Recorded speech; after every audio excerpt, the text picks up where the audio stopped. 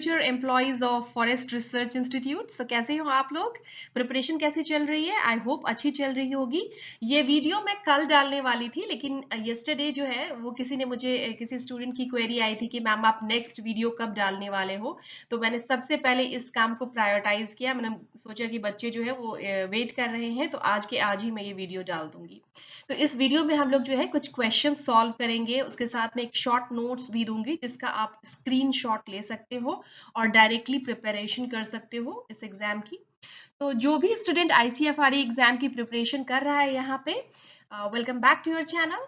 And जो है आप मुझे कमेंट करके जरूर बताओ कि आप में से कौन से लोग हैं जो बहुत ही प्रेशराइज्ड फील कर रहे हैं, उन्हें लग रहा है कि भाई बहुत प्रेशर है, कैसे इतना सिलेबस कवर करना है, और कौन से स्टूडेंट हैं जिनको मजा आ रहा है कि चलो अच्छा है। तो आप जरूर बताना, उसके अकॉर्डिंग मैं आपको पर्सनली रिप्लाई करूंगी कि क्या आप कर सकते हो।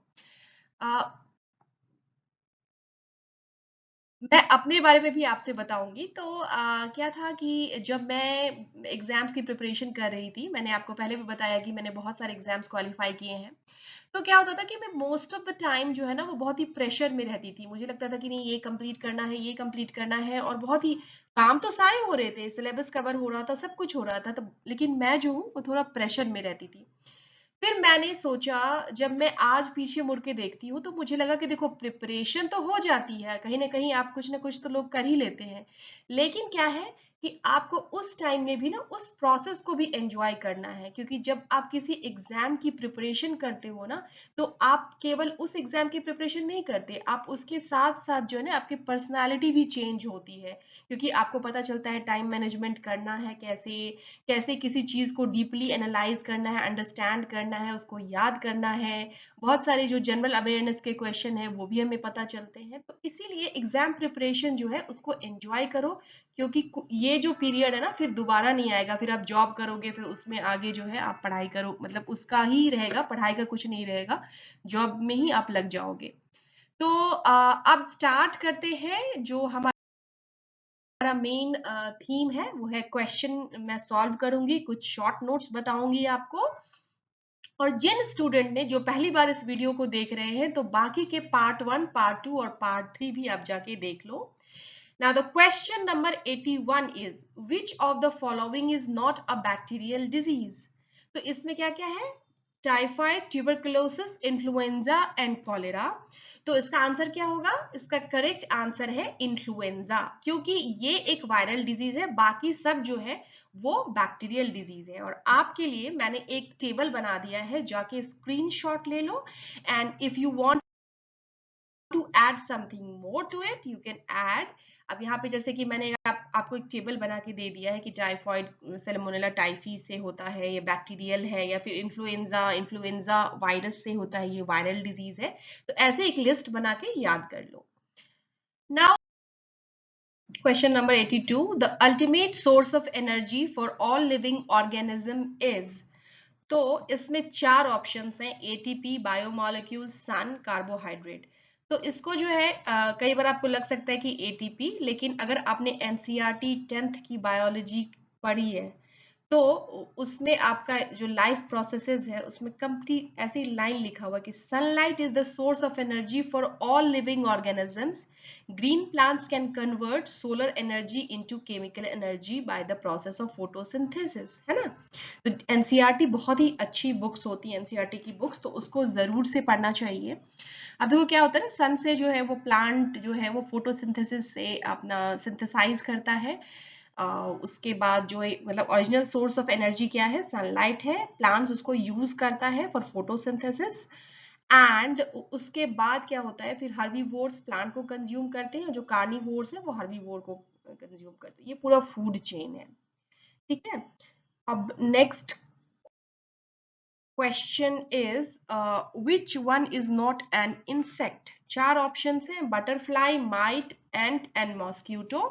तो mite is not an insect, mite insect नहीं होता है, it's an arachnid like spiders. और इंसेक्ट्स को क्या होता है, उनके 6 लेग्स होते हैं, और माइट्स को क्या है, they have 8 legs and no antennae. तो यहाँ पे एक जो है ये टेबल है, इस टेबल को आप अच्छे से याद कर लो, ठीक है। Next question is which one is an endangered species? ठीक है, तो इसमें चार ऑप्शन है, nilgai, cheetah, lion tailed macaque and cow. तो इसका आंसर क्या है कि lion tailed macaque is listed as endangered in the IUCN Red List, found in Western Ghats and threatened by habitat loss। और आप एक ना एक इमेज से भी याद कर सकते हो या फिर एक लिस्ट बना के याद कर सकते हो कि एंडेंजर्ड स्पीशीज जो है वो कौन कौन से हैं, और आप मुझे कमेंट करके ये भी बताना कि एंडेंजर्ड स्पीशीज क्या होती हैं। ठीक है, नाम में ही सब कुछ लिखा है, तो ये टास्क आपका है। Okay okay, so the next question is tracheophyte includes। तो ट्रैकियोफाइट इंक्लूड्स में इसमें जो है algae, mosses, ferns and fungi बताया गया है। एक्चुअली ट्रैकियोफाइटा जो है ना, it means vascular plants with xylem and phloem. तो फर्न्स जो होते हैं ना, इसमें से जो फर्न्स हैं that are vascular, algae, mosses, fungi are non vascular. ठीक है, क्योंकि जाइलम और फ्लोएम जो है वो फर्न में होता है। इस टेबल को भी आप अच्छे से याद कर लो कि कौन सा वैस्कुलर है, कौन सा नॉन वैस्कुलर है, उसके कुछ एग्जाम्पल्स आपको याद करने हैं।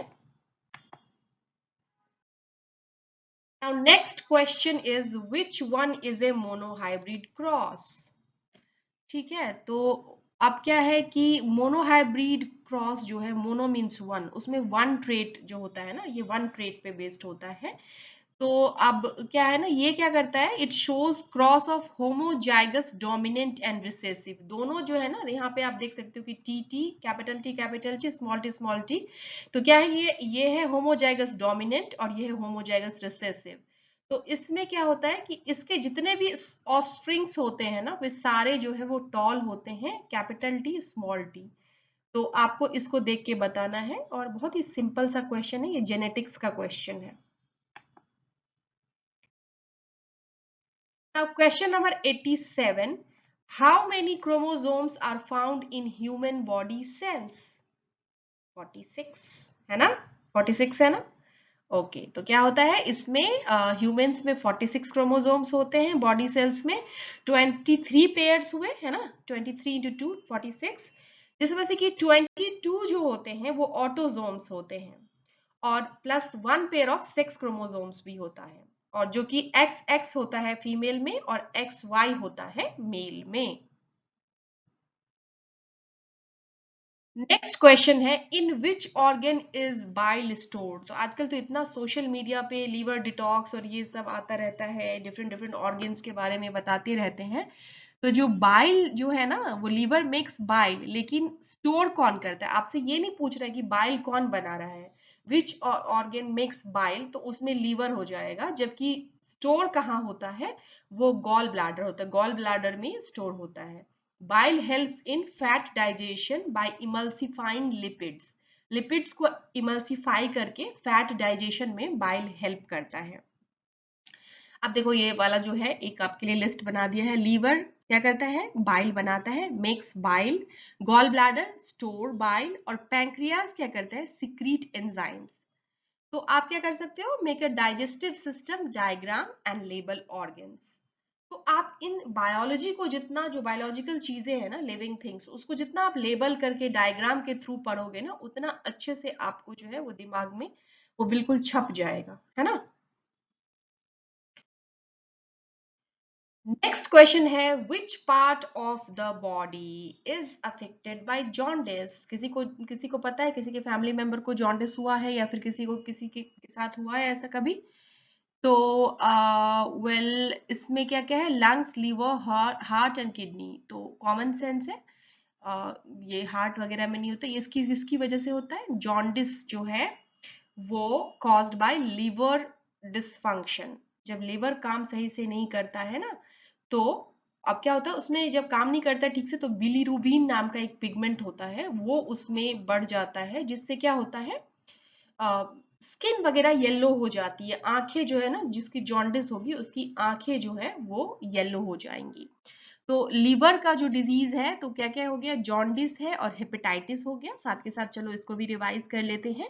और लंग्स में कौन सा हो गया, ट्यूबरक्लोसिस, एज्मा, अस्थमा नहीं होता है, एज़मा होता है। तो एज़मा, और हार्ट का हाइपरटेंशन, और किडनी का नेफ्राइटिस। ठीक है ना, ये सारे डिजीज। तो और भी आपको क्यूरियोसिटी होनी चाहिए कि किसी और ऑर्गन की कौन सी डिजीज है, उसको भी इसके साथ ही लिस्ट बना के याद कर लो।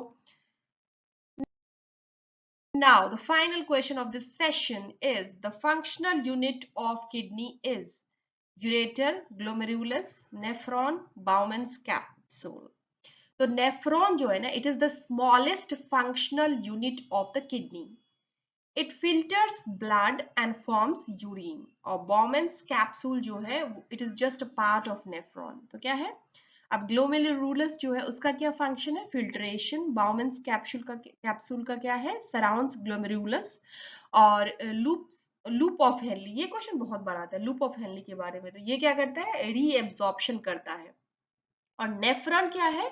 Urine formation unit. ठीक है ना। अब आपको इससे रिलेटेड जो भी 10 क्वेश्चन इस पे बन सकता है वो सब आपको पता चल गया, जस्ट एक ये पिक्चर से जो आपके सामने है ना, उससे आपका क्लियर हो गया। तो इस तरह से पढ़ाई करो, बाकी के सारे पार्ट 1, पार्ट 2, पार्ट 3 जाके देख लो, रिवाइज कर लो, इंटरेक्ट करो। कोई डाउट है तो पूछो। और मैं आपसे ये भी पूछना चाहती हूँ कि क्या आपको जो इंग्लिश और जनरल अवेयरनेस के क्वेश्चन है वो भी आप चाहते हो कि मैं सॉल्व करूं, या फिर आपको बस ये रिलेवेंट सब्जेक्ट्स के ही चाहिए? क्योंकि अगर ये वाला सीरीज कंप्लीट हो जाएगा तो फिर मैं नेक्स्ट क्वेश्चन पे सेट उठाऊंगी और उसको करवाऊंगी। तो ये इट्स अप टू यू, आप कमेंट करके मुझे बता दो, अकॉर्डिंगली नेक्स्ट वीडियो मैं आपके लिए बनाऊंगी।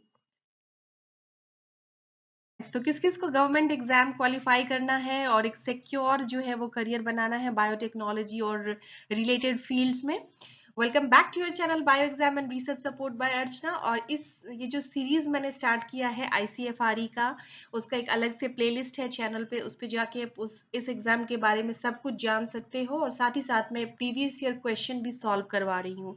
2 वीडियो तो मैंने ऑलरेडी अपलोड कर दिया है और अब आज जो है वो मैं तीसरा वीडियो अपलोड करने वाली हूँ। नॉट ओनली मैं आपको क्वेश्चंस दिखाऊंगी कि क्या क्या क्वेश्चन पूछे गए हैं, बल्कि उसका डिटेल्ड एक्सप्लेनेशन, और साथ के साथ रिलेटेड क्वेश्चंस के लिए आप कैसे शॉर्ट नोट्स बनाओ इसकी भी मैं आपको गाइडेंस दूंगी। मुझे बहुत अच्छा लगता है कि बहुत सारे स्टूडेंट्स जो है वो मुझे अप्रोच कर रहे हैं कि मैम आप जो है हमें इस एग्जाम की तैयारी करवाओ, हमें ये प्रॉब्लम है या हमें ये इन्फॉर्मेशन चाहिए। तो ये मुझे बहुत अच्छा लगता है, क्योंकि ये चैनल जो मैंने स्टार्ट किया था ना, उसका पर्पस यही है कि जो स्टूडेंट्स जो जिनको अर्ली करियर में है, बीएससी लेवल पे हैं, एमएससी लेवल पे हैं, तो या फिर पीएचडी भी कर रहे हैं, तो उनको अगर कुछ हेल्प मिल जाए तो that is very very satisfying for me. तो मैं इसलिए मैंने ये चैनल स्टार्ट किया था। और कुछ स्टूडेंट्स जो है वो कह भी रही हैं कि ma'am excellent work, exam preparation made super easy, could you please make similar content for other government jobs or exams? Yes absolutely, मैं इस चैनल पे जो है अब मैं एग्जाम वाइज सीरीज कर रही हूँ। तो जैसे अभी आईसीएफआरई का एग्जाम नजदीक है, तो मैं सभी को हेल्प करूंगी इस एग्जाम के लिए। और इसके बाद मैं फिर डिफरेंट कुछ जैसे अदर गवर्नमेंट एग्जाम है, जैसे कि एफएसएसआई हो गया या फिर कोई और भी साइंटिस्ट पोस्ट हो गया, उसके लिए मैं आपकी प्रिपरेशन करवाऊंगी। तो आप जो है फटाफट से इस चैनल को सब्सक्राइब कर लीजिए। आपको जो भी क्वेरी है आप कमेंट सेक्शन में बता सकते हो, मुझसे इंटरेक्ट कर सकते हो, आप मुझे लिंक्डइन पे भी फॉलो कर सकते हो। तो चलो आज का जो है वो सेशन हम लोग स्टार्ट करते हैं, और उसके बाद जो है सारे क्वेश्चंस को सॉल्व करेंगे और फिर देखते हैं कि कितना इंटरेस्टिंग सेशन है। तो लेट्स गेट स्टार्टेड।